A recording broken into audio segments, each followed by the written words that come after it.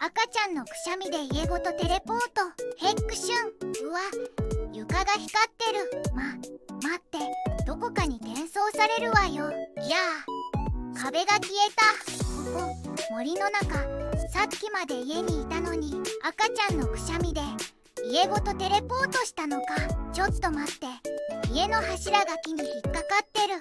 キャー、窓から鳥が入ってきた。赤ちゃん、次はくしゃみ